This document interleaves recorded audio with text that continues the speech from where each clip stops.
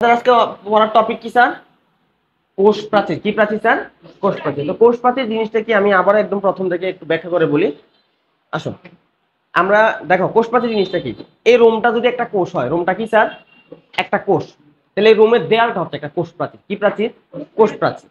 এবার ধরো এই রোমটার মধ্যে আমি একটা বেলুন ফুলে দিলাম। বড় কি ফুলে দিলাম? বেলুন। এই বেলুনটাকে বলা হয় কোষ ঝিল্লি। কি ঝিল্লি? ঝিল্লি মানে কি? মোটা নাকি জালের মতো?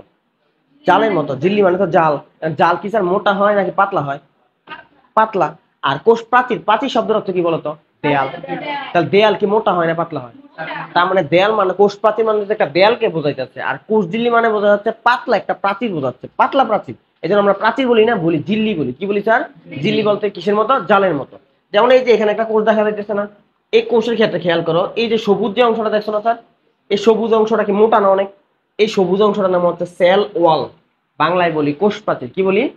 আর এটার ভিতরে সাদা কালার কালারের আরেকটা অংশ দেখা যাচ্ছে না, এটা হচ্ছে পাতলা, এটার আমরা বলি কোষ ঝিল্লি। কি বলি স্যার? কোষ ঝিল্লি। কথা ক্লিয়ার? ওকে, এখন আমরা আজকের ক্লাসে পড়া হচ্ছে আমাদের কোষ প্রাচীর। কি প্রাচীর? এই কোষ প্রাচীর কিভাবে গঠিত? কোষ প্রাচীর ওই এটা কিন্তু একটা দেয়াল, বাট এই দেয়ালটার আবার কয়েকটা স্তর থাকে। কি থাকে স্যার? যেমন তুমি আমার এই রুমের দেয়ালের কথা চিন্তা করো, এই রুমের দেয়ালটা একটা দেয়াল, বাট এটার কিন্তু আবার কয়েকটা স্তর। ফর এক্সাম্পল, একদম মাঝখানে কি আছে? ইট আছে না? আবার দেখা যাচ্ছে ওই পাশ দিয়া ইটের উপরে একটা প্লাস্টার আছে কিনা সিমেন্টের, আবার এই পাশ দিয়ে একটা সিমেন্টের প্লাস্টার আছে কিনা, আবার এটার উপরে দিক দিয়ে একটা রং আছে কিনা, ওই দিক দিয়ে আবার আরেকটা রং আছে কিনা। তাহলে আমার এই দেয়ালটা আবার কয়েকটা স্তর স্তরে বিভক্ত। একইভাবে আমার এই কোষ প্রাচীর, এই কোষ প্রাচীরটা আবার কয়েকটা স্তরে স্তরে বিভক্ত। তো এই কোষ প্রাচীরের গঠনটা হচ্ছে আমরা পড়বো। কথা বুঝতে পারছো? আচ্ছা, এখন চলে এসো, কোষ প্রাচীর পাশে এসে দাগ দাও। এই কোষ প্রাচীর কেবলমাত্র উদ্ভিদ কোষে থাকে, দাগ দাও। এটা তো উদ্ভিদ কোষের অন্যতম বৈশিষ্ট্য। উদ্ভিদ কোষের পাশে একটু স্টার দিয়ে রাখো। তাহলে কোষ প্রাচীর খালি কার থাকে স্যার? উদ্ভিদ কোষে। প্রাণী কোষে কিন্তু কোনো কোষ প্রাচীর থাকে? প্রাণী কোষে খালি কোষ ঝিল্লি থাকে, ওই পাতলা ঝিল্লিটা থাকে, বাট কোষ প্রাচীর থাকে না। দাগ দিছো স্যার? এই যে এই দেয়ালটা দেখতে পাইতেছো না, এই পুরোটা দেয়াল হচ্ছে কোষ প্রাচীর। পুরোটা দেয়াল কি স্যার? এই কোষ প্রাচীরের আবার তিনটা স্তর থাকে। কয়টা স্তর? তিনটা স্তর। এই যে মাঝখানে যে স্তরটা দেখছো না, একদম মাঝখানে স্তরটা, এটার বলে মধ্যপদ্মা। কি বলে স্যার? এটা স্যার এখানে দেখো লেখা আছে যে মধ্যপদ্মা। কথা বুঝতে পারছো? তারপরে এই দুই পাশ দিয়ে দেখো তো আবার সাদা সাদা করে আরো দুইটা স্তর আছে কিনা? দুই পাশ দিয়ে দুইটা, কিন্তু এটারে বলে প্রাথমিক প্রাচীর। কি প্রাচীর স্যার? আবার এটা দুই পাশ দিয়ে আবার তিন স্তর বিশিষ্ট আরেকটা স্তর আছে কিনা দেখো তো। এটা হচ্ছে একটা স্তর, এটা হচ্ছে আরেকটা স্তর। এটাকে বলা হয় মাধ্যমিক প্রাচীর অথবা সেকেন্ডারি প্রাচীর। তার মানে আমার কোষ প্রাচীর এটা একটা প্রাচীর, বাট এটা আরো কয়টা স্তর নিয়ে গঠিত? তিনটা। কিন্তু মাঝে মধ্যে আরো একটা স্তর দেখা যায়, ওইটার আমরা বলি টারশিয়ারি প্রাচীর, বাট এটা হচ্ছে বিরল ক্ষেত্রে থাকে। কি ক্ষেত্রে থাকে? আমরা ওইটা নিয়ে জানবো পরবর্তীতে। কথা বুঝতে পারছো? তার মানে আমার কোষ প্রাচীরটা দেখো তো, এটা কি পদ্মা বলছিলাম? মধ্য পদ্মা। কারণ আমরা জানি যে এটা যদি আমাদের দেয়ালটা যদি হয় একটা কোষ প্রাচীর, তারপর দেয়ালের ভিতরে কি থাকে? কোষ ঝিল্লি। কোষ ঝিল্লি পরে এবার কোষের ভিতরের অংশগুলো থাকে। তার মানে কোষ প্রাচীরটা কার কার মাঝখানে আছে? এই যে ইটটা, এই যে রোমের দেয়াল, এই রোমের দেয়ালে ইট আছে না, ইট আর এখানে যদি আমরা কোষঝিল্লি থাকে, ইট আর কোষঝিল্লি মাঝখানে তো প্লাস্টারটা, তাই না? তারপর কার কার মাঝখানে আছে স্যার? আমরা যদি আমাদের মেইন টপিকে আবার চলে যাই, কার কার মাঝখানে আছে? যে মধ্যপদ্মা, আর কার মাঝখানে? কোষঝিল্লির মাঝখানে। এরপরে দেখ দাও, প্রাণী কোষে কোনো কোষ প্রাচীর থাকে না। এখন প্রাণী কোষে থাকে না, কোন কোষে থাকে? উদ্ভিদ কোষে থাকে। তবে ব্যাকটেরিয়া আছে না স্যার, ব্যাকটেরিয়া আর ছত্রাক, ওরাও তো জীব না? জীব না? তোমরা সবাই পঞ্চরাজ্য শ্রেণীবিন্যাসের নাম শুনছো না? মনেরা, প্রোটিস্টা, পাঞ্জাই, প্লান্টি, এনিমেলিয়া। তো এনিমেল মানে তো কি স্যার? প্রাণী। আর প্লান্টি মানে কি স্যার বোঝায়? উদ্ভিদ। এছাড়াও কি আরো জীব আছে না? যেমন মনেরা, মনেরা রাজ্যের কারা জানো? ব্যাকটেরিয়া হচ্ছে মনেরা। তারপরে প্রোটিস্টা, প্রোটিস্টা হচ্ছে এমিবা, নাম শুনছো না স্যার? যে আঙ্গুলের মতো অভিক্ষেপ এরকম এরকম করে একটা এরকম থাকে স্যার, এরকম আঙ্গুলের মতো, এটা এমিবার মতো না স্যার? এমিবা হচ্ছে প্রোটিস্টা। আর পাঞ্জাই শব্দের অর্থ কি জানো? ছত্রাক। পাঞ্জাই শব্দের অর্থ কি? তাহলে আমরা বললাম যে কোষ প্রাচীর প্রাণী কোষে থাকে না, উদ্ভিদ কোষে থাকে। আর কারো কি থাকে? হ্যাঁ স্যার, আর কার কার থাকে স্যার? ব্যাকটেরিয়া তো দেখা যায়, ছত্রাকও। কথা বুঝতে পারছো? ওকে, এবার আসো ভৌত গঠনে দাও। কি গঠন স্যার? ভৌত গঠন। ভৌত গঠন আসো। তো গঠন দুই প্রকার হয়। গঠন কয় প্রকার হয়? একটার আমরা বলি ভৌত গঠন, আর একটার আমরা বলি রাসায়নিক গঠন। কি কি বললাম? আচ্ছা, ভৌত মানে, ভৌত মানে আমার ভূত বুঝছো না। ভৌত মানে হচ্ছে এই যে দুই চোখ আছে না আমার, দুই চোখে আমি আসলে এটা দেখতে কেমন, দুই চোখে আমি যা দেখি এটার আমরা কি গঠন বলি? ভৌত গঠন। আর রাসায়নিক গঠন মানে হচ্ছে, রসায়ন মানে হচ্ছে কি বুঝো? রাসায়নিক যৌগ। রসায়নে কি নিয়ে আলোচনা করা হয়? বিভিন্ন মৌল আর যৌগ। তো রাসায়নিক গঠন মানে হচ্ছে এটা কি কি মৌল দিয়ে তৈরি, কি কার্বন দিয়ে তৈরি, না হাইড্রোজেন দিয়ে তৈরি, নাকি অক্সিজেন দিয়ে তৈরি। আর ভৌত গঠন মানে হচ্ছে দেয়ালটা দেখতে আসলে কি এমন। যেমন এই দেয়ালটার কথা যেমন বললাম, ইট পাইছি, তারপর প্লাস্টার পাইছি, তারপর রং পাইছি, এটা কি গঠন? ভৌত গঠন। এখন এই সিমেন্ট কি দিয়ে তৈরি? সিমেন্ট কিন্তু ক্যালসিয়াম কার্বনেট দিয়ে তৈরি, জানো? ক্যালসিয়াম থাকে কিন্তু সিমেন্টের মধ্যে। ওইটা হচ্ছে কি গঠন? রাসায়নিক। তো ফার্স্টে আমরা পড়বো ভৌত গঠন। আমাদের ভৌত গঠন রাসায়নিক গঠন দুইটাই আলাদা আলাদা ভাবে পরীক্ষায় আসে। তো ফার্স্টে একটা কোষ প্রাচীর মূলত তিনটা স্তরে গঠিত। কয়টা স্যার? তিনটা। তো মাঝে মধ্যে আরো একটা স্তর দেখা যায়, এটা বলছিলাম বিরল, এটা খুব দেখাই যায় না। তা পরীক্ষা আসলে কয়টা দেখাবো স্যার? তিনটা। আচ্ছা, এর মধ্যে একদম প্রথম যে স্তরটাই, প্রথম স্তরটার নাম একটা মধ্যপদ্মা। কি পদ্মা? মধ্যপদ্মা। এখন এখানে মধ্যপদ্মা কোনটা আমরা যদি দেখাই, স্যার তুমি ভাইবো না যে এটা একটা কোষ প্রাচীর, এটা আরেকটা কোষ প্রাচীর, এটা একটা না, এই পুরোটাই হচ্ছে একটা কোষ প্রাচীর। পুরোটা কয়টা কোষ প্রাচীর? এই কোষ প্রাচীরের একদম মাঝখানে যে কালো দাগটা দেখছো না স্যার, এইটাই মধ্যপদ্মা। বলে স্যার তাহলে এখানে কোষটা কই? কোষটা কোনটা জানো? তার আমি দেখাই। এই যে এটা দেখছো না স্যার একটা, এটা একটা কোষ। বলো তো এই পাশ থেকে এই যে এমনি দিয়ে রাখছে, এই পাশে কি আরেকটা কোষ আছে না নাই? আরেকটা কোষ কিন্তু আছে, কিন্তু এতগুলো কোষ কি তোমার দেখাইছে না? একটা কোষ দেখাইছে। এতগুলো কোষ দেখালে বই পেজ এত বড় লাগবে, এত বড় করে দেখানো যাবে এখানে না। একটা কোষ দেখাইছে, এই কোষগুলো দেখাইছে না, অর্ধেক অর্ধেক দেখাইছে। এই যে দেখো এখানে, এখানেও কিন্তু একটা কোষ আছে। আমার কথা বুঝতে পারছো? এই যে এখানে আরেকটা কোষ। তাহলে দেখো এই যে আমি যদি বলি এই যে দেয়ালটা, এই দেয়ালটার দাবিদার কি একটা রুম না দুইটা রুম? ফর এক্সাম্পল তোমার পিছনে যে দেয়ালটা, ওই পাশে কি একটা রুম আছে না নাই? তাহলে ওই দেয়ালটা কয়টা রুমের দেয়াল? একটা না দুইটা? দুই পাশে দুইটা রুম না? একইভাবে এই যে কোষ প্রাচীরটা দেখছো না স্যার, এই কোষ প্রাচীর কিন্তু একটা কোষের প্রাচীর না, সাবধান, এই কোষ প্রাচীরটা দুইটা কোষের প্রাচীর। এই যে এই পাশে আরেকটা কোষ আছে না? তো এই কোষটাও দাবি করে এই দেয়ালটা আমার, এই কোষটাও দাবি করে এই দেয়ালটা আমার। আমার কথা বুঝতে পারছো? এই কারণে দুই দিক দিয়ে থাকে। দেখো এই যে এই দাগটা দিক দিয়েও আছে, এদিক দিয়েও আছে, ডট ডট দাগটা এদিক দিয়েও আছে, এদিক দিয়েও আছে, কিন্তু এই মাঝখানে যে কালো দাগটা, এটা কি দুইবার আছে না একবার আছে? আমার কথা বুঝতে পারতেছো? আর এটারে বলে মধ্যপদ্মা, কারণ এটা একবারে মাঝখানে থাকে এবং কয়জনের জন্য থাকে? একটাই থাকে। বাট প্রাথমিক প্রাচীর দেখো এই পাশ দিয়ে একটা আছে, ওই পাশ দিয়ে একটা আছে, কয় কোষের জন্য? আবার সেকেন্ডারি প্রাচীর ওদিক দিয়েও তিনটা আছে, এদিক দিয়েও তিনটা আছে। কথা বুঝতে পারতেছো? কিন্তু মধ্যপদ্মা কয়টাই? একটাই। কথা ক্লিয়ার? আচ্ছা, এটাই বলছে যে এর প্রথম স্তর হচ্ছে মধ্যপদ্মা। এখন প্রশ্ন, এটা কখন তৈরি হয়? কোষ বিভাজন নাম শুনছো কিনা? কোষ বিভাজন কারে কয়? একটা কোষ ভেঙে কয়টা কোষ তৈরি হয়? দুইটা কোষ তৈরি হয়। এটারে আমরা কি বিভাজন বলি? তোমরা সবাই জানো কোষ বিভাজন তিন প্রকার, নাম শুনছো সবাই। Amitosis, mitosis, meiosis. আবার আমাদের যে মাইটোসিস আছে, এটার আবার পাঁচটা ধাপ আছে, তোমরা সবাই শুনছো। Prophase, prometaphase, metaphase, anaphase, telophase, তাই না স্যার? এই পাঁচটা ধাপ যে কোষ বিভাজন যে হয়, কোষ বিভাজন মানে কি? একটা কোষ ভেঙে কয়টা কোষ তৈরি হওয়া? দুইটা কোষ। ধরো এটা হচ্ছে আমার একটা কোষ, এই কোষটা ভেঙে কয়টা কোষ তৈরি হবে? দুইটা কোষ। কোষের ভিতরে কি খালি কোষই থাকে? কোষ প্রাচীর থাকে, কোষ ঝিল্লি থাকে, মাইটোকন্ড্রিয়া থাকে, এন্ডোপ্লাজমিক রেটিকুলাম থাকে, প্লাস্টিড থাকে, নিউক্লিয়াস থাকে, ক্রোমোজোম থাকে। এই যে কোষ বিভাজনের পাঁচটা ধাপ, এক এক ধাপে এক এক জিনিস তৈরি হয়। কথা বুঝতে পারছো? এক ধাপে কিন্তু সব তৈরি হয় না, এক এক ধাপে।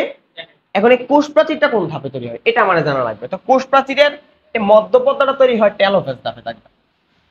তুমি জানো টেলোফেজ ধাপের নাম শুনছো না?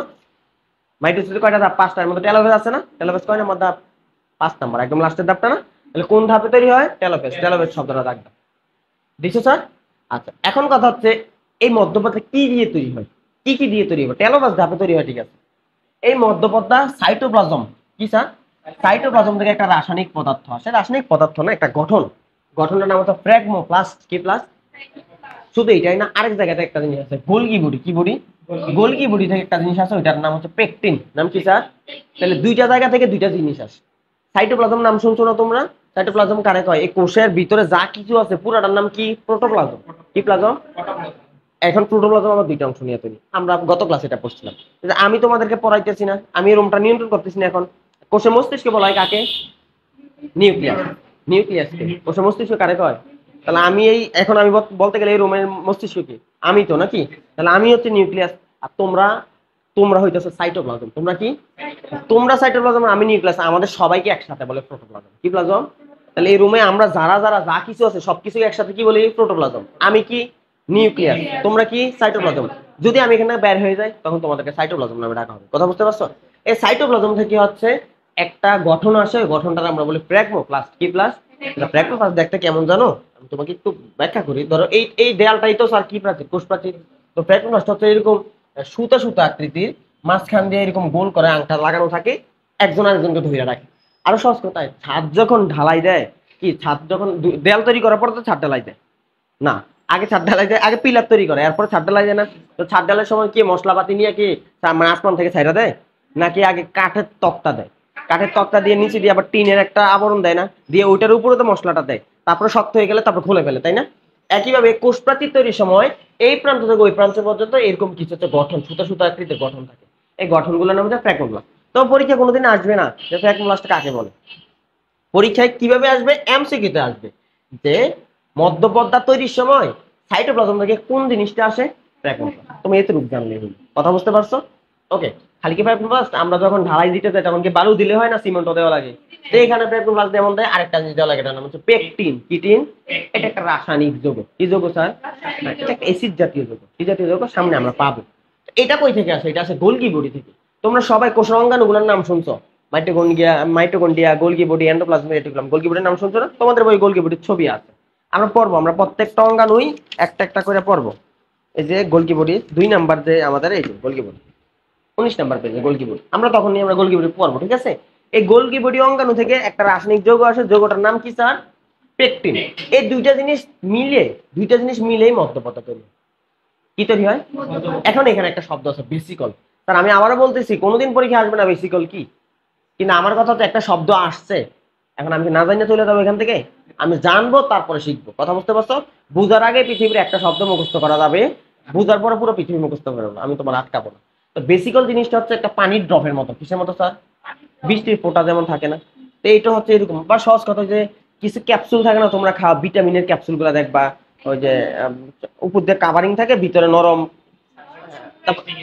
হ্যাঁ, গুঁড়ো গুঁড়ো থাকে না, ও গুঁড়োটা না, যেটা সিরাপের মতো থাকে ওইটা। একটা তো আছে পুরা বোতল সিরাপ, ওইটার কথা বলতেছি না, একদম এরকম ক্যাপসুলের মতো করে থাকে, এটার ভিতরে তো তরল পানি থাকে, ছোট্ট ট্যাবলেটের মতো আছে না? তো এইটাও হচ্ছে এরকম, এই গোল আকার এটা থাকে, এটার ভিতরে পানির মতো থাকে, পানি থাকে, তরল থাকে, যা মন চায় তা থাকে। এই জিনিসটারে বলে বেসিকল। কি কল স্যার? এই বেসিকলের সামনে আছে, আমরা পড়বো। যেমন আমি একটা পেজ খুলে তোমার বেসিকল দেখাই আনি, খোলো একটা পেজ খুলে দেখে আসো, 19 নাম্বার পেজে খোলো। হ্যাঁ, গোলকি গোলকি বডির ওখানে, এই যে গোলকি বডি খোলো, 19 নাম্বার পেজ বলছো। গোলকি বডির ছবির ভিতরে দেখো তো গোল গোল করে লেখা আছে কিনা বেসিকল শব্দটা, পাইছো? তোমার গোলকি বডি, এই যে বেসিকল লেখা আছে, চিনতে পারছো তাহলে বেসিকল জিনিসটা? ওকে। এবার আসো, এই মধ্যপর্দায় আর কি কি ঘটে? এই মধ্যপর্দায় একটা জিনিস বেশি থাকে। কি বেশি থাকে? দাগ দাও, পেকটিক অ্যাসিড বেশি থাকে। কোন অ্যাসিড বেশি থাকে? দাগ দাও, পেকটিক অ্যাসিড। আর পেকটিক অ্যাসিড বেশি থাকার কারণে মধ্যপর্দাটা দেখতে জেলির মতো হয়। জেলি শব্দটা দাগ দাও। স্যার পুরো লাইন কোনোদিন দাগ দিবা না, পুরো লাইন কোনোদিন দাগ দিবা না। কেন পুরো লাইন দাগাবা না? পরীক্ষার আগে যে কি, তোমরা পরীক্ষার আগে যে কি সময় কম পাও না বেশি পাও? কম। তো পরীক্ষার আগে যে কি তুমি একবার এই লাইন থেকে এই লাইন পর্যন্ত সব পড়ে যেতে পারবা? তখন তোমার যে জিনিসটা তুমি দাগ দিছো ওইটাতে পড়ে যাবা, যেটা স্টার দিছো এটা ভালোভাবে পড়ে যাবা, এটাই তো নিয়ম। কিন্তু তুমি তো পুরো লাইনে, অনেক বাচ্চা পোলা লাইন দেখি কি, আমি পড়াইতেছি স্কেল একটা না, একবার এই মাথা থেকে ওই পাশে টান। তো তুই যদি সবকিছুই টানো তাইলে হচ্ছে আর দাগানোর কি দরকার? মানে এখানে একটু একটু করে দাগানো কি দরকার? পুরো বই দাগায় ফেলো। পুরো বই যে দাগানো লাগে তাহলে না দাগানোই ভালো নাকি? দাগাবা কোনটা স্যার? এই যে পেকটিক অ্যাসিড শব্দটা দাগ দিবা, জেলি শব্দটা দাগ দিবা, আমার কিছু দাগানোর দরকার নেই। তাহলে কোন জিনিসটা বেশি থাকার কারণে জেলির মতো হয়? পেকটিক অ্যাসিডটা বেশি থাকে। ওকে। এবার আসো, মধ্যপদ্মার আর একটা ডেফিনেশন দিচ্ছে। কি বলছে? দাগ দাও, সাধারণ পদ্মা শব্দটা দাগ দাও। কি পদ্মা? এটা মানে কি বুঝতে বলছে? কোষ প্রাচীরের যেই স্তরটা দুইটা কোষের কি পদ্মা হিসেবে কাজ করে? আচ্ছা তুমি আমারে বলো, এটা কি প্রাচীর? এই সেকেন্ডারি প্রাচীরের দাবিদার কে? ডান দিকের কোষ না বাম দিকের কোষ? ডান দিকের কোষ বলতেছে এই প্রাচীরটা আমার। আর এই সেকেন্ডারি প্রাচীর দাবিদার কোন কোষ? বাম দিকের। আচ্ছা, এই প্রাথমিক প্রাচীরটা দাবিদার কোন দিকের কোষ?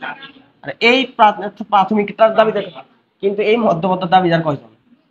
কারণ এটা আছে কয়টা? ওই পাশের কোষ কো, এটা আমার, এই পাশের কোষ আমার, তাই না? তখন সে কান্নাকাটি করে, বিধি তুমি বলে দাও আমি কার, তাই না? এইটা তো অবস্থা। তার মানে সাধারণ পদ্মা হচ্ছে দুইটা কোষের মাঝখানে থাকে। আর এটাই হচ্ছে কি পদ্মা? মধ্যপদ্মা। তাহলে মধ্যপদ্মা কি পদ্মা হিসেবে কাজ করে? আচ্ছা, এখন আসো, এর কাজ কি? দুইটা কোষে কি করে ধরে রাখে? শক্ত করে। দাগানোর দরকার নেই, এগুলো পরীক্ষা আসবে না, এ বোঝা যায়। কোষপ্রাচীর কাছে তো কাজ কি? দুইটা কোষে একসাথে লাগায় রাখা।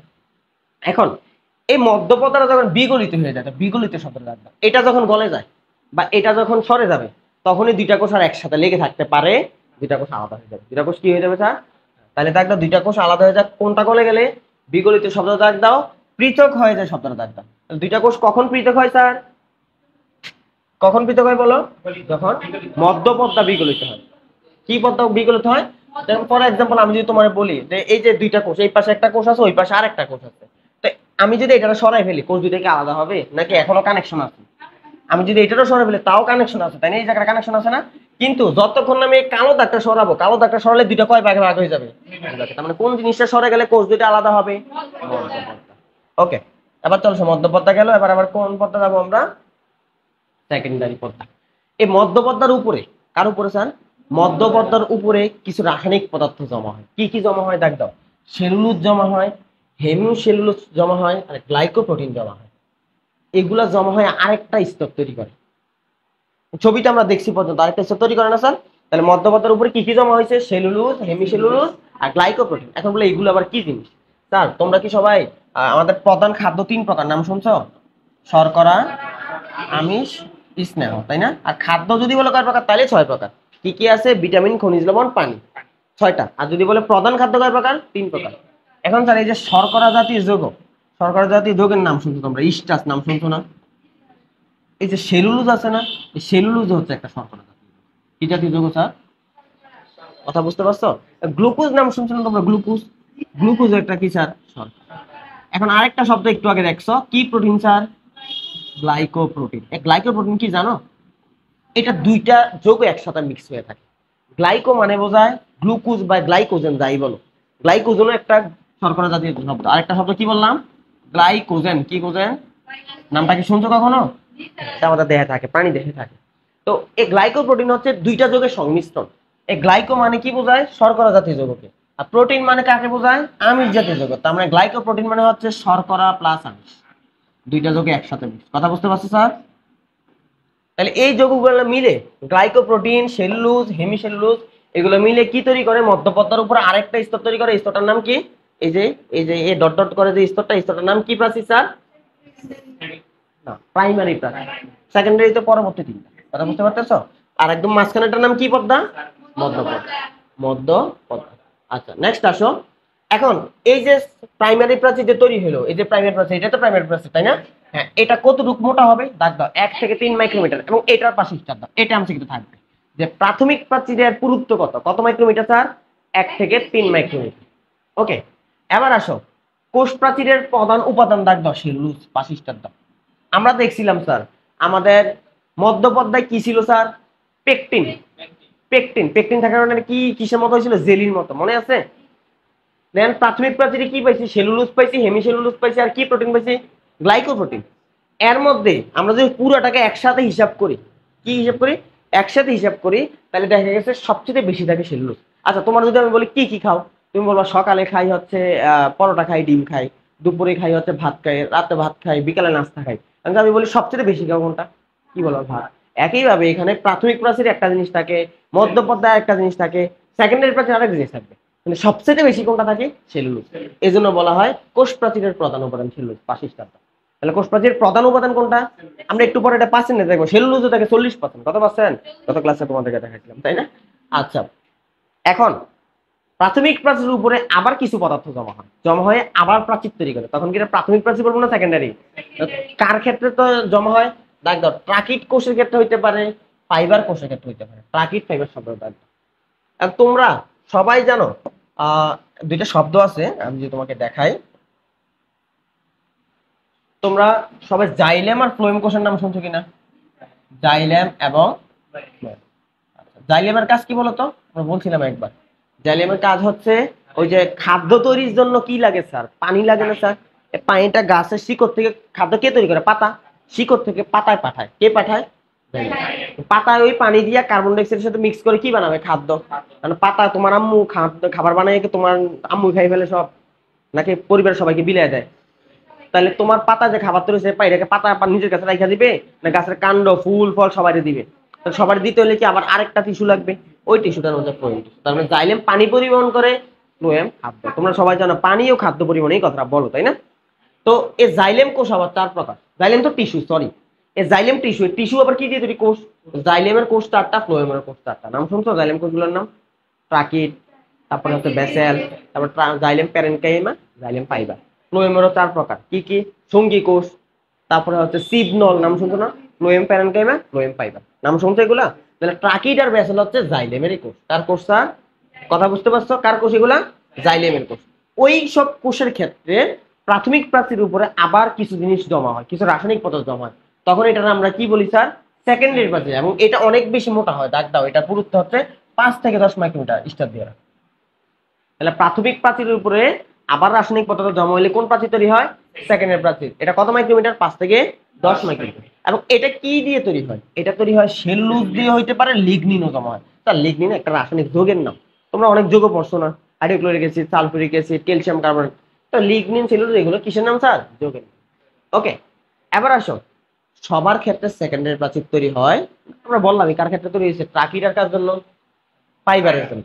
আর কার ক্ষেত্রে হইতে পারে? দাগ দাও। ভাজক কোষের ক্ষেত্রে হইতে পারে, অধিক মাত্রায় বিপাকীয় কোষের ক্ষেত্রে হইতে পারে। তাহলে সেকেন্ডারি প্রাচীর কার কার জন্য হয়? ভাজক কোষ। আর এখন আসো, আমাদের বিভাজনের উপর ডিপেন্ড করে কোষ দুই প্রকার। কি বললাম? কোষ কি বিভাজিত হইতে পারে না পারে না সেটার উপর কয় প্রকার? যেমন তোমরা সবাই মেনোপজ নাম শুনছো? সবাই মেনোপজ এর নামটা শুনছো?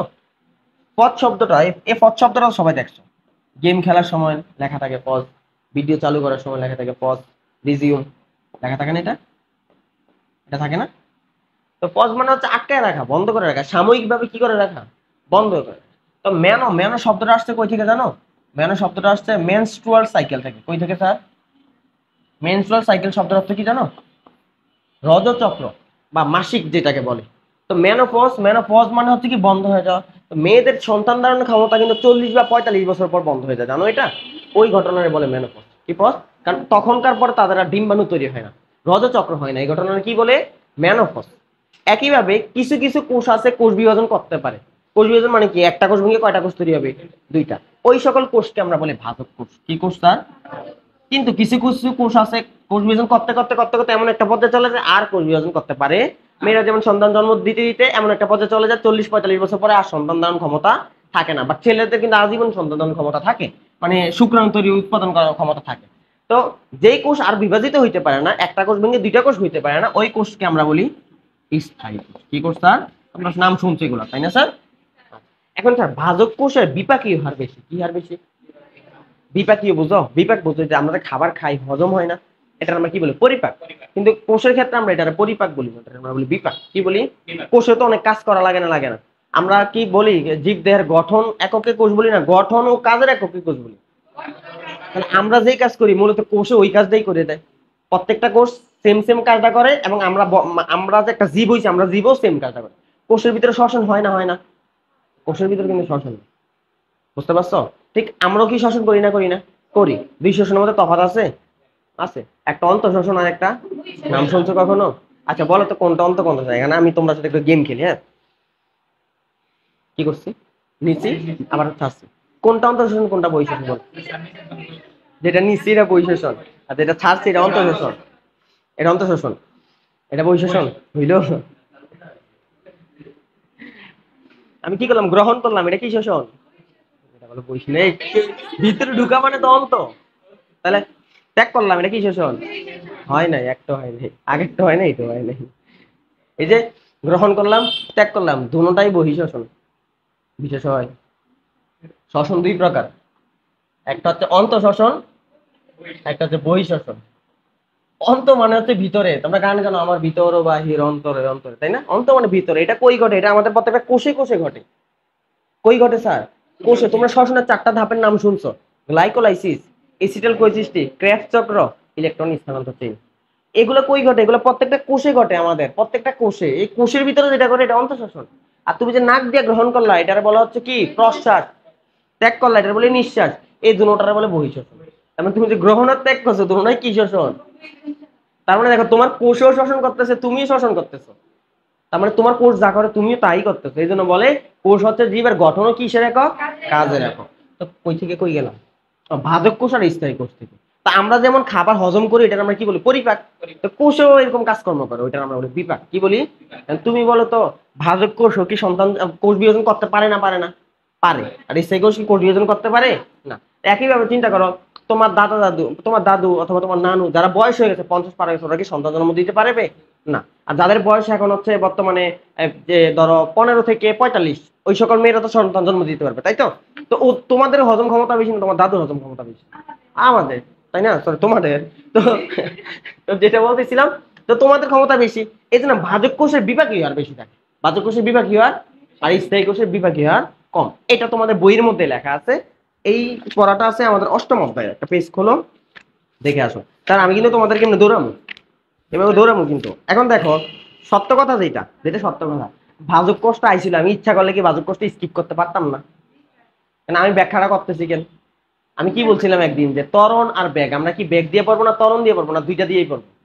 বেগ এবং ত্বরণ দুইটা সহকারে পারবো, যার কারণে ফার্স্টের দিকে আমাদের স্পিড কি থাকবে? কম। যখন আমরা হঠাৎ করে 2-3টা চ্যাপ্টার শেষ হবে, আমাদের অনেক জ্ঞান হয়ে যাবে, তখন দেখবো অনেক দ্রুত আগাবা। বিশ্বাস যদি না করো, থাকলে বিশ্বাস করতে পারবা। আসো, টিস্যু এবং টিস্যুতন্ত্র অধ্যায়, সবাই খোলো 266 নাম্বার পেজ, 266। দেখো এখানে লেখা আছে টিস্যু দুই প্রকার, ভাজক টিস্যু এবং একবারে খোলো না, বাচ্চা বলা আমার মতো বলতেছে রে। হ্যাঁ, 266। তোমার 266 2 পেজ আগে হবে বা পরে হবে? আগে পড়ো, এক বেশি হবে। আগে বললাম না 2 পেজ আগে পড়ো, তোমারটা তো 63 পেজে। দেখো ভাজক টিস্যু আর স্থির টিস্যু খুলছো? এই যে ফোন কর, অফ কর। দেখো এই ভাজক টিস্যুর বৈশিষ্ট্য দেওয়া আছে, দেখছো? ভাজক টিস্যুর বৈশিষ্ট্য এখান থেকে আমি তোমাকে বের করে বলি যে কোথায় লেখা আছে। 8 নাম্বার পয়েন্টের দিকে তাকাও, ভাজক টিস্যু 8 নাম্বার পয়েন্ট, ভাজক টিস্যু 8 নাম্বার পয়েন্ট। দেখো কি লেখা আছে, বিপাকীয় হার। মিলছে না মিলে নাই স্যার? বলছো তুমি শোনো নাই? 8 নাম্বার পয়েন্টের দিকে তাকাও, ভাজক টিস্যু। তাহলে ভাজক টিস্যু বিভাগীয় হার কম না বেশি স্যার? আবার আগের পেজে চলে যাও, কারণ প্রমাণ হয়েছে কিনা ভাজক টিস্যু বিভাগীয় হার বেশি। তাহলে ওই কথাটাই বলছে যে ভাজক টিস্যু আর যেই কোষের বিভাগীয় হার বেশি, ওই কোষের ক্ষেত্রে সেকেন্ডারি প্রাচীর তৈরি হয়, অন্যদের ক্ষেত্রে তৈরি হয়। এবং এই সেকেন্ডারি প্রাচীর কিন্তু স্তর কিন্তু একটা না, সেকেন্ডারি প্রাচীর স্তর কয়টা? 3টা। মনে আছে প্রাইমারি প্রাচীর স্তর কয়টা ছিল? একটা, এই পাশ দিয়ে একটা, ওই পাশ দিয়ে। বাট সেকেন্ডারি দেখো তো 1টা 2টা 3টা, ওই পাশ দিয়ে 1টা 2টা 3টা। তো সেকেন্ডারি প্রাচীর কয় স্তর? 3 স্তর। 3-এর পাশে একটা স্তর দাও, এমসিকিউ কিন্তু আসবে। ওকে, আরেকটা বলছে মাঝে মধ্যে খুব বিরল ক্ষেত্রে ওই সেকেন্ডারি প্রাচীরের উপর আরেকটা প্রাচীর তৈরি হয়, এটা আমরা কি প্রাচীর বলি? টার্সিয়ারি। জাস্ট নামটা একটু দাগ দাও, লাগবে না। ওকে স্যার, এবার আসো, একটা কথা বলছে, পাতা দাগ দাও, ফল দাগ দাও, কর্টেক্স দাগ দাও। ওদের ক্ষেত্রে কেবল প্রাথমিক প্রাচীরে থাকে, সেকেন্ডারি প্রাচীর তাহলে কেবল প্রাথমিক প্রাচীর আর মধ্যবর্তী, এটা কার থাকে স্যার? পাতা, ফল আর কি কর্টেক্স। সেকেন্ডারি প্রাচীর থাকে না। পাতা তো চিনো নাকি, ফলও চিনো, কিন্তু কর্টেক্স তো জীবন নাম শোনো নাই, আজকে প্রথম, তাই তো? আচ্ছা, কর্টেক্স জিনিসটা একটু দেখাই আনি, একটা বই দাও আমাকে, ওই আমার অষ্টম অধ্যায়ে যাওয়া লাগবে, একটু দেখে আসো। আমার কথা হচ্ছে ওরে নিয়ে তো আমরা পিএইচডি করবো না, কর্টেক্স নিয়ে আমার এখন পিএইচডি করে লাভ আছে? কর্টেক্স জিনিসটা কি, এটা জাস্ট তোমার আমি দেখাবো, আর কিচ্ছুই না। 281 নাম্বার পেজ। হ্যাঁ, একটা কচু গাছের মূল, মানে একটা গাছের মূল দেখতেছি আমরা, কি দেখতেছি স্যার? গাছের মূল। যেমন আমি যদি বলি দেয়ালটা, দেয়ালটা যদি আমি ভেঙে ভেঙে ভিতরের দিকে যাই, কি পাবো? ফার্স্টে রং পাবো, তারপর প্লাস্টার পাবো, তারপর ইট পাবো, তারপর আবার প্লাস্টার, এরকম পাবো না? একইভাবে একটা গাছের কাণ্ড বা গাছের শিকড় তুমি যদি কাটো, কাইটা যদি ভিতরের দিকে যাইতে থাকো, তাহলে কি পাবা? যাইতে যাইতে এখানে দেখো, এটা এটা স্যার একটা গাছের কাণ্ড আছে না, অথবা মূল আছে না, এগুলোর অনুবীক্ষণ যন্ত্রের নিচে রাখছে। কিসের নিচে রাখছে? রাখার পর দেখছে এরকম একটা ছবি। এই ছবিটার মধ্যে দেখো যে গোল গোল করে ডিমের মতো কতগুলো কোষ দেখা যাচ্ছে না? এটা গাছের ত্বকের পর পরই থাকে। গাছের যে বাকল আছে না, গাছের বাকল ছিল না, আম গাছ কাঁঠাল গাছে একটা বাকল থাকে না, বাকলের পরবর্তী যে অংশটা, ওইটাই হচ্ছে স্যার কর্টেক্স। ওটা কি স্যার? কর্টেক্স। কথা বুঝতে পারছো? তো কর্টেক্স গাছেরই একটা টিস্যুর অংশ। কথা বুঝতে পারছো? কর্টেক্স কি? গাছেরই একটা টিস্যু বা কোষ। ওকে, আগের জায়গায় চলে আসো আবার। ওকে, গেল। এবার আসো কূপ এলাকা। কি এলাকা? কূপ এলাকা, কূপ এলাকা। আচ্ছা, এখান থেকে এটা দাগানোর আগে আমি কষ্ট করে, আচ্ছা এতক্ষণ যা পড়াইছি এবার কষ্ট করে দেখো তো, বলো তো কোনটা বেশি একটু সহজ লাগে? মধ্যবর্তার দিকে তাকাও, তাইছো? দেখো তো আমি কি বলছিলাম যে বিগুলিত হয়ে গেলে কোষ দুটা কি হয়ে যায়? কোন ধাপে তৈরি হয়? সাইটোপ্লাজম থেকে কি আসে? প্লাজমোপ্লাস্ট। আর গোলগি বডি থেকে কি আসছিল? দুইটা কি হয় একসাথে? যুক্ত, যুক্ত হয়ে কি তৈরি হয়? মধ্যবর্তা। কোন অ্যাসিড বেশি থাকে? ওইটার কারণে কিসের মতো হয়? মিলছে কিনা কথাগুলা? প্রাথমিক প্রাচীর এটা কয় নাম্বার স্তর? এটা কোথায় কোথায় কেবল থাকে? পাতা, ফল, কর্টেক্স। মাধ্যমিক প্রাচীর এটা কয়টা স্তর? 3টা। এবং এটা কোথায় কোথায় থাকে? ভাজক কোষ, অধিক মাত্রা বিপাকীয় কোষ, ফাইবারে থাকে, আর কোথায়? প্রাকৃতে। যেগুলো দেখাইছিলাম এগুলো বোল্ড করে রেখে দিছি না? আচ্ছা, তারপরে এটার পুরুত্ব কত মাইক্রোমিটার?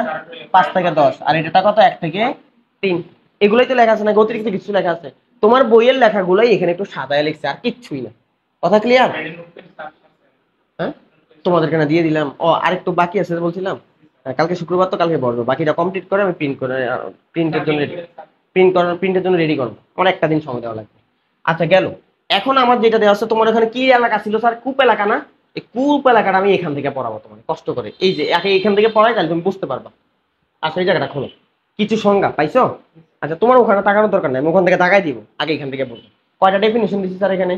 চারটা ডেফিনিশন। বলছি কি মধ্য পদ্মার উপরে, কোন পদ্মার উপরে? চিনো তো তোমরা এই জায়গাটা কি পদ্মা বলছি আমরা? মধ্য পদ্মা। তো মধ্য পদ্মার উপরে যদি প্রাচীর সৃষ্টি না হয়, কি সৃষ্টি না হয়, তখন একটা গর্তের ন্যায় সৃষ্টি হয়, এটারে বলে কূপ। কূপ সবাই চিনো না? কূপ, কূপ, কূপের মধ্যে পানি থাকে না, তো কূপের এখানে কি পার থাকে? আচ্ছা সহজ কথা, একটা পুকুর একটা মাটি, ধরো একটা মাঠ, এই মাঠের এখানে যদি তুমি গর্ত করে ফেলো, গর্তটার আমরা কি বলি? কূপ। তো কূপের এখানে কি মাটি থাকে নাকি খাদ? খাদ। আর কূপের চারপাশে কি থাকে? মাটি। একইভাবে তুমি খেয়াল করো, এই যে এই জায়গাটা কি প্রাচীর স্যার? এটার নাম কি? মধ্য পদ্মা। তারপরে এটার নাম কি? প্রাথমিক প্রাচীর। তারপরে এটার নাম কি? সেকেন্ডারি। বাট এই জায়গার মধ্যে দেখো খালি মধ্য পদ্মা আছে, তাকাও, আছে খালি মধ্য পদ্মা, বাট কি প্রাথমিক প্রাচীর আর সেকেন্ডারি প্রাচীর কি আছে? তাইলে কি একটা গর্তের মতো তৈরি হয়েছে না হয় নাই? এই গর্তটারে বলে হচ্ছে কূপ বা পিট। গর্তটারে কি বলে? আমার কথা কি বুঝতে পারছো স্যার? যে জায়গার মধ্যে কি থাকে না, কোনো প্রাথমিক প্রাচীরও থাকে না, সেকেন্ডারি প্রাচীরও থাকে না, খালি কি থাকে? মধ্য পদ্মাটা থাকে, এই যে কালো দাগটাই আছে খালি, তখন এটা আমরা কি বলি স্যার? পিট। কথা বুঝতে পারছো? এখন স্যার চিন্তা করো, কোষ, কোষ, একটা কোষ প্রাচীর একটা কোষের জন্য না দুইটা কোষের জন্য পাশাপাশি থাকে? দুইটা কোষের জন্য। তাহলে এই পাশে কি একটা কোষ আছে না? এই পাশ দিকে আরেকটা কোষ আছে না? তাহলে এই জায়গায় যদি একটা গর্ত তৈরি হয়, ওই দিক দিকে আরেকটা গর্ত তৈরি হবে না? তাহলে কূপ কি একটা থাকে না এক লগে দুইটা থাকে? এই জন্য এই যে এই দুইটা কূপকে একসাথে বলা হয় পিট পেয়ার। পেয়ার শব্দের অর্থ কি? পেয়ার শব্দ মানে আমার প্রীতি বুঝো না, পেয়ার অর্থ কি? জোড়া। পেয়ার মানে কি? তাহলে কূপ কি একটা একটা থাকে না দুই কোষের জন্য দুই পাশে দুইটা থাকে? এই দুইটা কূপকে একসাথে বলা হয় পিট পেয়ার। পিট পেয়ার মানে হচ্ছে পিটের জোড়া, কূপের জোড়া। কিসের জোড়া? কথা বুঝতে পারতেছো? তাহলে একটা হইলে বলবো পিট, আর দুইটা হইলে কি বলবো? পিট পেয়ার। এবার আসো, এই কালো দাগটারে কি বলছিলাম স্যার? কিন্তু এই জায়গাটার নাম তো মধ্যপদ্মা নাকি? এই জায়গার মধ্যপদ্মার একটু বিশেষভাবে রাখা হয়। কেন বিশেষভাবে? কারণ ওই জায়গার মধ্যে প্রাথমিক প্রাচীরও নাই, সেকেন্ডারি প্রাচীর। কথা বুঝতে পারতেছো? এটা সেম রাস্তায়, একই রাস্তা, বাট এই জায়গার বৈশিষ্ট্য কি? এই জায়গাটা আর এই জায়গাটা কি সেম না? কারণ এই জায়গার মধ্যে প্রাথমিক প্রাচীর সেকেন্ডারি প্রাচীর নাই। এই জন্য এই জায়গার মধ্যপদ্মাটার একটা বিশেষ নামে ডাকা হয়, ওটারে বলে পিট মেমব্রেন। কি মেমব্রেন? সবাই জানো মেমব্রেন মানে বোঝায় আবরণ, আর পিট মানে ওই এই জায়গার মধ্যে, এই জায়গাটা কি বলছিলাম? পিট বলছিলাম। তাহলে পিট এলাকার যে মধ্যপদ্মা ওইটার নামে কি? মেমব্রেন। এটাই বলছে যে পিট এলাকার মধ্যপদ্মারে কি বলা হয়? Pit membrane. আর এটাই হচ্ছে কোষপ্রাচীর সবচেয়ে বেশি পাতলা এলাকা। তুমি দেখো এই জায়গাটা কি স্যার মোটা না পাতলা? কিন্তু এই জায়গায় খালি কি আছে? মধ্য পদ্মা। এখানে কি প্রাথমিক প্রাচীর সেকেন্ডারি প্রাচীর আছে না? তাহলে কোন এলাকাটা সবচেয়ে বেশি পাতলা? Pit membrane. আরেকটা ডেফিনিশন, লাস্ট ডেফিনিশন, দেন বই থেকে দাঁড়াই দেন। আচ্ছা দেন স্যার, এই যে এটা একটা পিট এলাকা না, আরেকটা পিট, এই পিট এলাকার এই জায়গাটার নাম কি বলছিলাম? মধ্য পদ্মা। ঠিক আছে, ওই মধ্য পদ্মাটার বিশেষ নাম দিছি কি? মেমব্রেন। তো মাঝে মধ্যে যেটা হয়, মাঝে মধ্যে না থাকে, এই পিট মেমব্রেনের এলাকায় আরেকটা ছোট চিকন একটা সূক্ষ্ম সরু পথ থাকে। কি পথ থাকে? যেমন হচ্ছে তোমরা বাসা বাড়ি থাকলে দেখা যাচ্ছে দুই বাসার মধ্যে কি একটু রান্না বান্না করলে একজন আরেকজনে দেয় না? তাই না? একইভাবে এই কোষ আর এই কোষ এত ঘনিষ্ঠ কোষ পাশাপাশি থাকে, একজনের সাথে আরেকজনের কানেকশন না করলে হবে? তো তারা কি করে, এদিকে একটা এখানে ছবিতে দেখা যাবে না, একটা ছিদ্রও থাকে। এই ছিদ্র দিয়ে কি করে, এই কোষ থেকে কিছু পদার্থ ওই কোষে পাঠায়, ওই কোষ থেকে কিছু পদার্থ এই কোষে পাঠায়। এই জিনিসটারে বলে প্লাজমোডেজমাটা। এই নামটা হয়তো বা শুনছো তোমরা, প্লাজমোডেজমা। এটাই বলছে যে পিট পেয়ার এলাকার দুইটা কোষ সূক্ষ্ম, এই সূক্ষ্ম শব্দটা আমাকে জানতে হবে, বই থেকে দাগাই দিব। সূক্ষ্ম একটা সংযোগ তৈরি করে, এই সংযোগটারে আমরা কি বলি? প্লাজমোডেজমাটা। এই লেখাগুলো বইয়ে লেখা আছে, একটু কেমনে লেখা আছে? অগোছালো ভাবে। আমি এখানে একদম সুন্দর করে সাজায় লেখা দিচ্ছি, পাশে একটা ছবি দিয়ে দিচ্ছি। কথা বুঝতে পারছো? এতটুকু ডিফারেন্স নোটের মাঝে আর মেইন বইয়ের মাঝে। ওকে, আমরা মেইন বই চলে যাই। কূপ এলাকা, তাহলে কষ্ট করে জাস্ট আবার কি বুঝা লাগবে না? জাস্ট ব্র্যাকেট দিলে হবে। ব্র্যাকেট, তাহলে কষ্ট করে ব্র্যাকেট দিয়ে ফেলো। কূপ কাকে বলে? ব্র্যাকেট দাও। আমি তো আর বুঝাবো না, কারণ বুঝাই ফেলছি। তো দাগ দাও, পাতলা শব্দটা দাগ দাও। কূপ, কূপ এলাকাটা হচ্ছে সবচেয়ে কি এলাকা? পাতলা এলাকা। আচ্ছা এবার আসো, কূপ এলাকায় খালি কি থাকে? প্রাথমিক প্রাচীর না সেকেন্ডারি প্রাচীর না শুধু মধ্যপদ্মা? তাহলে কেবল মধ্যপদ্মা শব্দটা থাকবে, নলেজে থাকবে। আর ওই কেবল মধ্যপদ্মা, ওই জায়গার মধ্যপদ্মাটা আমরা কি মেমব্রেন বলছিলাম মনে আছে? তাহলে পিট মেমব্রেনের পাশে একটা স্টার দাও, কূপের পাশে একটা স্টার দাও। এগুলো ডেফিনিশন আসবে স্যার। তুমি যদি টেস্ট পেপারটা খোলো তাইলে দেখবে সাথে সাথে পেয়ে যাবে কূপ কি। কি আসবে স্যার? কূপ কি। তখন তোমার লেখা লাগবে যে মধ্যপদ্মার উপরে প্রাথমিক প্রাচীর সেকেন্ডারি প্রাচীর এগুলো তৈরি না হওয়ার কারণে একটা গর্ত তৈরি হয়, গর্তটা কি বলে? কূপ। ক নাম্বারে আসে স্যার? ওকে, তারপরে বলছিলাম কূপ কি একটা থাকে না একসাথে দুইটা থাকে? ওটা কি পেয়ার বলছিলাম? পিট পেয়ার, তাই না? পিট পেয়ার কাকে বলে? ব্র্যাকেট দাও, পিট পেয়ার নিচে একটা দাগ দাও। সবসময় ডেফিনেশন এইভাবে দেখাবে। কাকে বলে একটা ব্র্যাকেট দিবা, যেইটা ডেফিনেশন ওটা নিচে একটা কি দিয়ে দিবা দাগ। পিট পেয়ার শব্দটা ব্র্যাকেট দাও, নামের নিচে একটা দাগ দাও। আচ্ছা, আরেকটা ডেফিনেশন আছে, ওটার নাম কি প্লাজমো ডেজমাটা। এরপর ডেফিনেশনটা এখান থেকে ব্র্যাকেট দিয়ে ফেলো, দুইটা পাশাপাশি এখান থেকে। পরবর্তী পেজে আসো। আচ্ছা, তারপর কালার প্লেট, তোমাদেরকে কালার প্লেট এরপরে হ্যাঁ এতগুলা কেন। আচ্ছা, তো প্লাজমোডেজমাটা কাকে বলে এটা একটু ব্র্যাকেট দিয়ে ফেলো। অলরেডি আমরা বলছি যে দুইটা পিট মেমব্রেনের মাঝখান দিয়ে কি হয়, একটা সূক্ষ্ম নলাকার ছিদ্র থাকে, ছিদ্রটা দিয়ে একটা কোষ একটা কোষের সাথে কি করে, সংযোগ রক্ষা করে। ওটা আমরা কি কি বলি, প্লাজমোডেজমা। পরবর্তীটা প্লাজমোডেজমাটার কাজ, এগুলো লাগবে না, এটা বুঝোই, একজন আরেকজনের পানি দিবে, খাদ্য দিবে, হরমোন দিবে, এগুলো দাগানোর দরকার নেই। এবার কি গঠন স্যার, রাসায়নিক। এতক্ষণ কি গঠন বুঝছি, ভৌত গঠন, মানে খালি যৌগে কেমন দেখছি। এখন হচ্ছে এটা কি কি যৌগ দিয়ে তৈরি, কি কি যৌগ দ্বারা তৈরি। আচ্ছা, এখানে দেখো এই ঝামেলাটা কোন জায়গায় জানো, এখানকার পড়াটা অকৌশলভাবে রিডিং আকারে দেওয়া আছে। আমি যদি তোমার এই রাসায়নিক গঠনটা এটাতে চলে যাই, আমি তোমাকে এখান থেকে রাসায়নিক গঠনটা যদি আবার দেখাই, দেখো রাসায়নিক গঠন আমি যাচ্ছি, এই যে রাসায়নিক গঠন আর একটু ছোট করে দেখাই, তাহলে একসাথে দেখো। এই যে দেখো কোষ প্রাচীর কি গঠন স্যার, রাসায়নিক রাসায়নিক রাসায়নিক গঠনে আমরা অলরেডি জানি কোনটার মধ্যে কি থাকে। মধ্যপদ্মার মধ্যে কি অ্যাসিড ছিল মনে আছে, প্রাথমিক প্রাচীর কি ছিল মনে আছে, সেলুলোজ। খালি সেলুলোজ না, আরো অনেক জিনিস থাকে, তো সবচেয়ে বেশি কোনটা থাকে, হ্যাঁ মধ্যপদ্মার মধ্যে পেকটিক অ্যাসিড থাকে। খালি পেকটিক অ্যাসিড না, পেকটিন থাকে, প্রোটোপেকটিন। মজার বিষয়, মধ্যপদ্মা যা যা থাকে সবের মধ্যে দেখো প প প আছে, কি আছে স্যার, পেকটিক অ্যাসিড, পেকটিন, প্রোটোপেকটিন, সব সেম সেম জাতীয় যৌগ, একটু একটু ডিফারেন্স। ওকে, তাহলে এগুলো কই থাকে স্যার, মধ্যপদ্মা। আর এটাই সবচেয়ে কি থাকে স্যার, বেশি।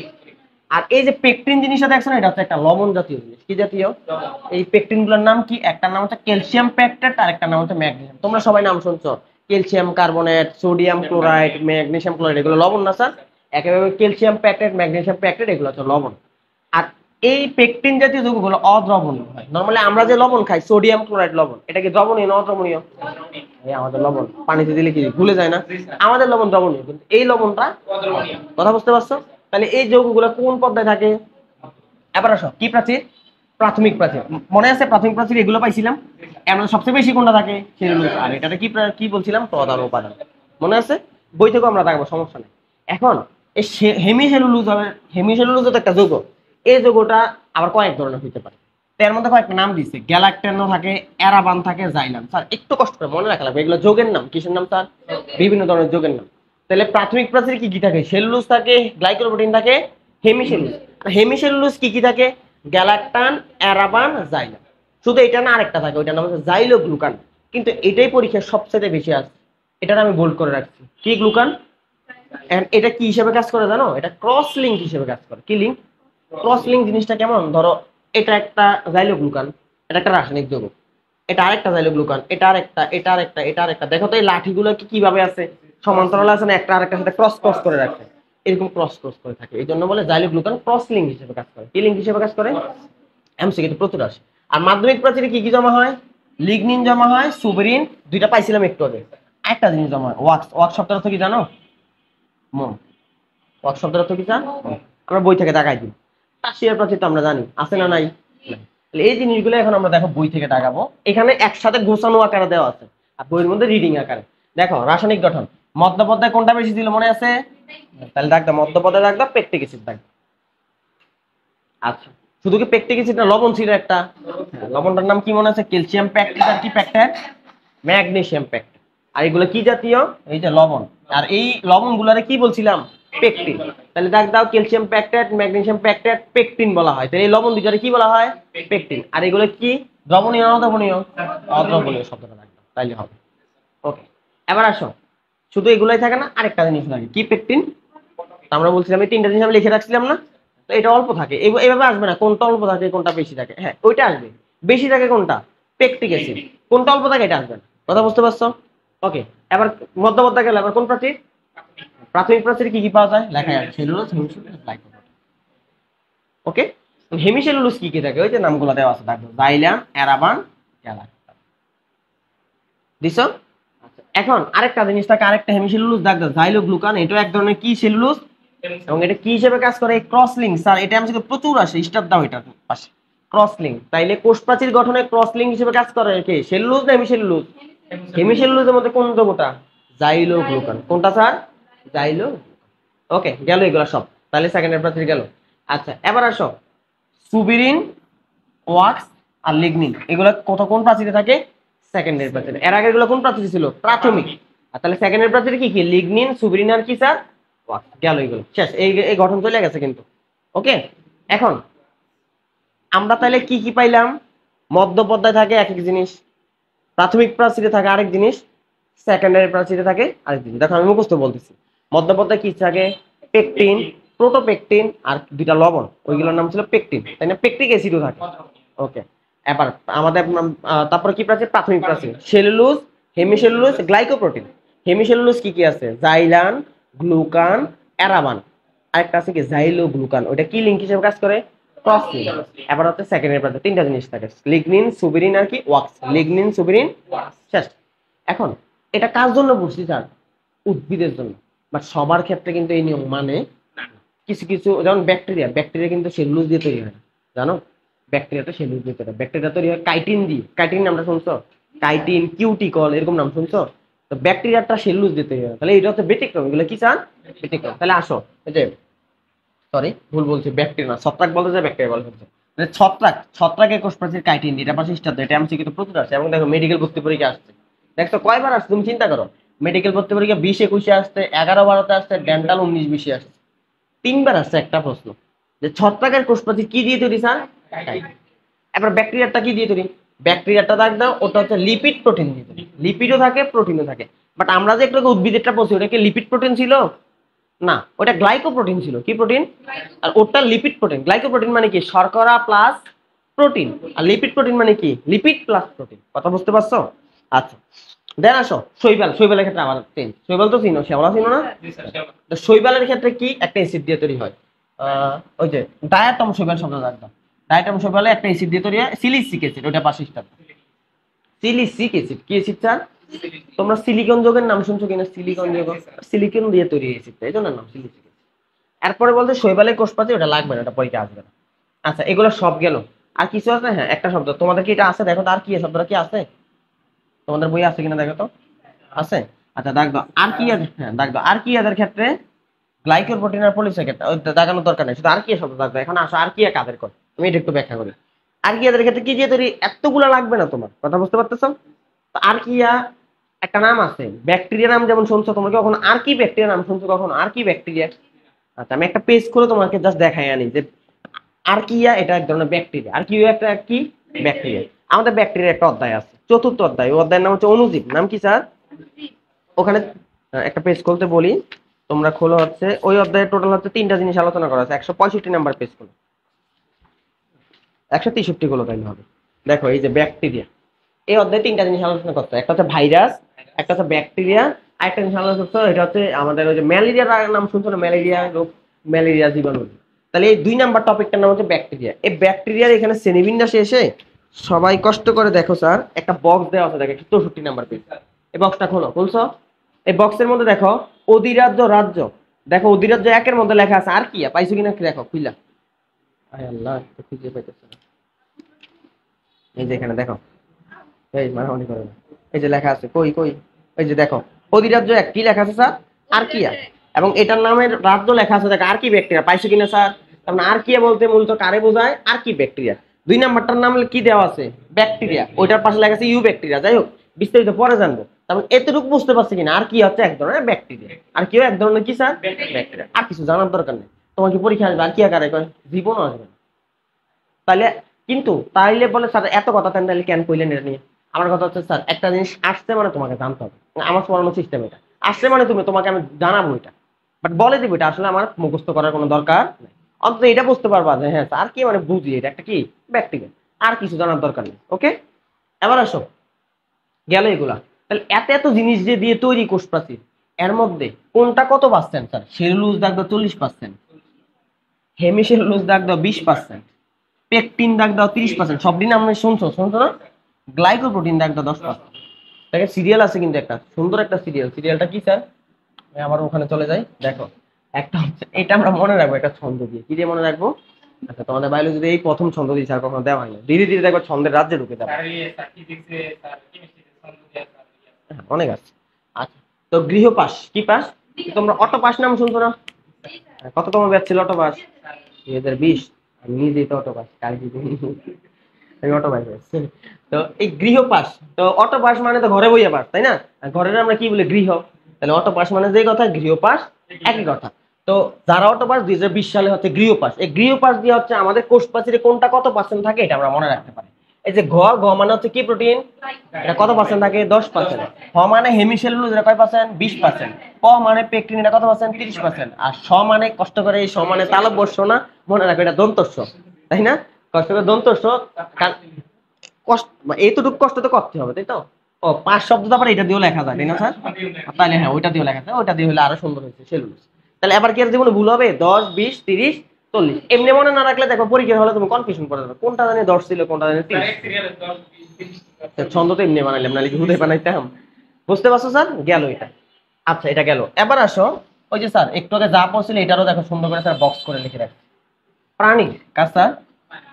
আচ্ছা, প্রাণী কি কোষ প্রাচীর থাকে? না। তাহলে প্রাণীর কোষ প্রাচীর কি দিয়ে তৈরি এটা জানি না, আমার কোনো লাভ আছে? তো এই জন্য লিখছি আর কি, হৃৎপিণ্ড নাই, তাহলে ভালোবাসা দিয়ে কি করবে, এই আর কি কথা। আচ্ছা, উদ্ভিদের কোষ প্রাচীর কি দিয়ে তৈরি?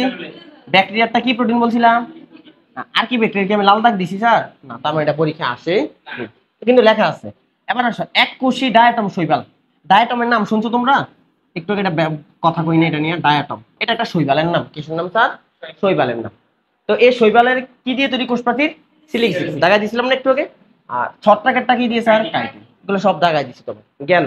এবার কিছু সংজ্ঞা এটাও পড়ছে, এরপর আমাদের পড়াটা আছে কয়টা বাজে স্যার? 58। আমি 7 মিনিট বেশি পড়ার সমস্যা নাই তো? 6টা 5-এ ছাড়বো। এখন আমাদের টপিক, এখন কোষ প্রাচীর টপিকটা তোমার শেষ করা লাগবে। আচ্ছা, গেল এগুলা। এবার কোষ প্রাচীরের সূক্ষ্ম গঠন কি গঠন? মানে তুমি যদি একবারে ভাঙতে ভাঙতে ভাঙতে ভাঙতে একদম ভিতরে চলে যাও, তাহলে কোষ প্রাচীরের মধ্যে কি পাবা? এটারে বলি আমরা কোষ প্রাচীর কি গঠন? সূক্ষ্ম গঠন। এটা পড়তে গেলে মাথা খারাপ হয়ে যাবে, এটা থেকে আমি একটু সহজ করে নোট থেকে পড়াই ফেলি, দেন এখানে এসে দাগাই দিব। দিন শেষে তুমি তো নোট নিয়ে যাবা না, তুমি কি নিয়ে যাবা? বই, মেইন বই নিয়ে যাবা। তুমি যে পড়বা কোন বই পড়বা? মেইন বই। জীবনও স্যার মেইন বইয়ের বিকল্প জীবনও কিছু হবে না। তুমি তুমি এখনই স্বীকার করবা যে স্যার মেইন বই চেয়ে এখন আপনি যে নোটটা বানাইছেন এটা বেশি সুন্দর লাগতেছে, এটা তুমি নিজেই কইবা, কিন্তু দিন শেষে ওই মেইন বইটা তোমার পড়া লাগবে।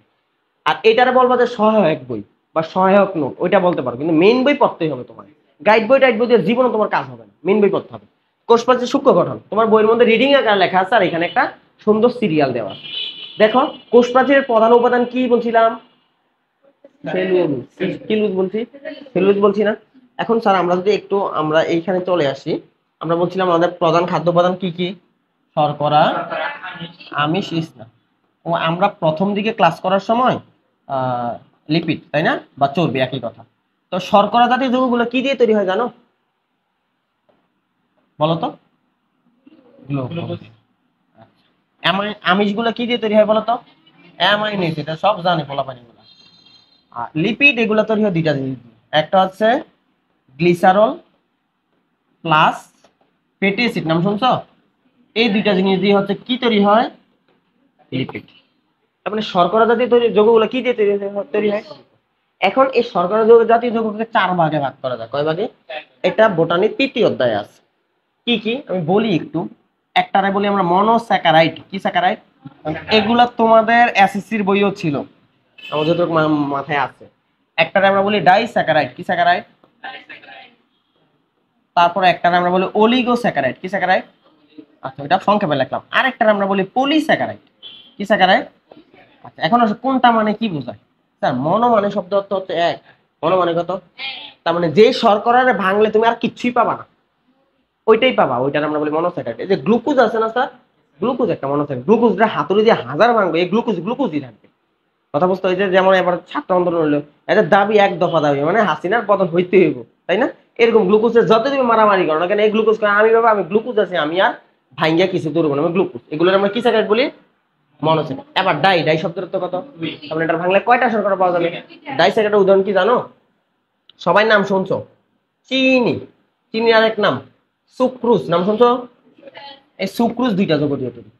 একটা হচ্ছে গ্লুকোজ, আর একটা হচ্ছে ফ্রুকটোজ। ফ্রুকটোজ নাম শুনছো? ফ্লু একটা যে ফ্লু লিখে নিস, ফ্রুকটোজ কি টুস। এই দুইটা, এটাও একটা মনোস্যাকারাইড, এটাও একটা। মনো মানে কত? এক। এক প্লাস এক, এক একে মিলে কত হয়েছে? চিনি হচ্ছে একটা ডাইস্যাকারাইড, মানে দুই স্যাকারাইড। এবার অলিগো, অলিগো হচ্ছে ওরে ভাঙলে পাওয়া যায় 3 থেকে 10টা শর্করা, কয়টা? আর পলি এরে 10-এর বেশি, তার মানে অনেক বড় বড় শর্করা এগুলো, কথা বুঝতে পারছো? এই পলিস্যাকারাইডের উদাহরণ কি জানো? পলিস্যাকারাইডের উদাহরণ একটু আগে লিখছিলাম, স্টার্চ নাম লিখছিলাম না স্যার, আমরা যে ভাত খাই ওই স্টার্চ। তারপরে সেলুলোজ নাম লিখছিলাম না, তারপরে ওই হেমিসেলুলোজ, তারপরে গ্লাইকোজেন নাম শুনছো না, গ্লাইকোজেন, এগুলো হচ্ছে পলিস্যাকারাইড। তার মানে এগুলো কি ছোট শর্করা না অনেক বড় বড় শর্করা, অনেক বড় বড় শর্করা। তো আমাদের এখানেও খেয়াল করো, এই যে আমরা বলছিলাম কোষপ্রাচীর প্রধান উপাদান কি? সেলুলোজ। এই সেলুলোজটা কি ছোট শর্করা না বড় শর্করা? বড়। তাহলে বড় শর্করা কি দিয়ে তৈরি হবে? ছোট ছোট শর্করা। তা আমাদের এই সেলুলোজটা কি দিয়ে তৈরি হয় জানো? গ্লুকোজ দিয়ে তৈরি হয়। কি দিয়ে তৈরি হয়? কারণ গ্লুকোজ কি স্যাকারাইড বলছিলাম? মনোস্যাকারাইড, ছোট শর্করা। এটা মিলে মিলে কি শর্করা তৈরি করবে? বড় শর্করা। তো আমাদের সেলুলোজ তৈরি হয় গ্লুকোজ মিলে। কিন্তু স্যার এই গ্লুকোজ আবার দুই প্রকার। কয় প্রকার? দুই প্রকার। একটাকে বলা হয় আমরা আলফা গ্লুকোজ বলি, আর একটা আমরা বলি বিটা গ্লুকোজ। একটা বলি আলফা, আর একটা বলি দুইটা। এই যে গ্লুকোজের সংখ্যা সবাই জানে, কার্বন 6টা, হাইড্রোজেন 12টা, অক্সিজেন 6টা, তাই না? তো চিনার উপায় কি স্যার?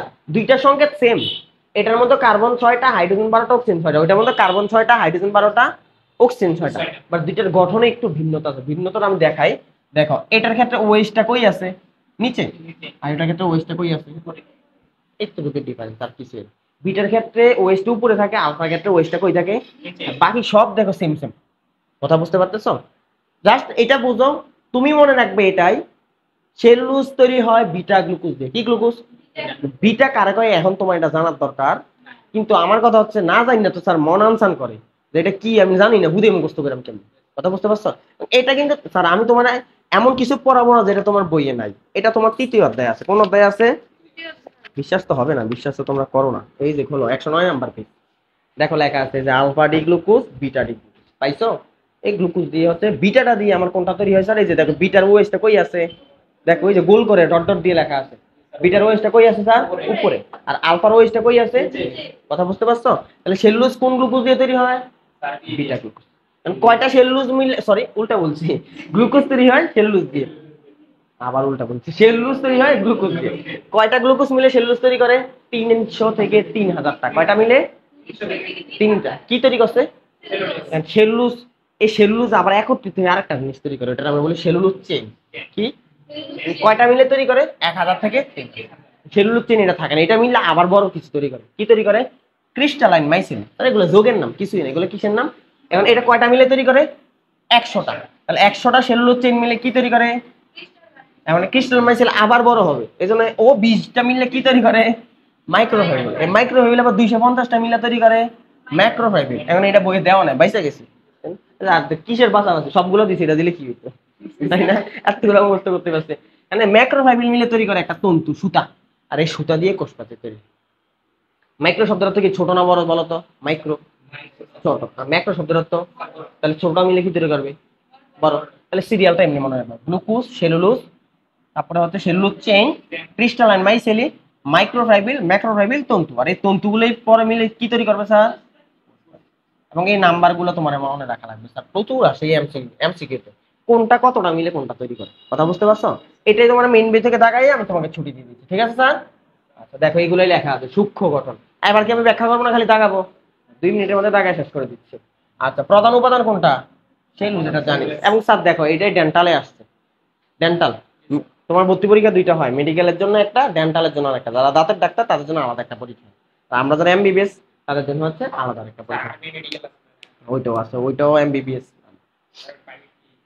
ওইটা আর্মিতে পাই। তো খেয়াল করো সেলুলোজ। তো সেলুলোজ একটা কি স্যাকারাইড বলছে দেখো তো? দেখো তো, মানে আমি পলিস্যাকারাইড ব্যাখ্যা করছি না করি নাই? এই একটা পলিস্যাকারাইড ব্যাখ্যা করার জন্য পুরো গ্লুকোজ, সরি শর্করা ব্যাখ্যা করে আমি তোমার।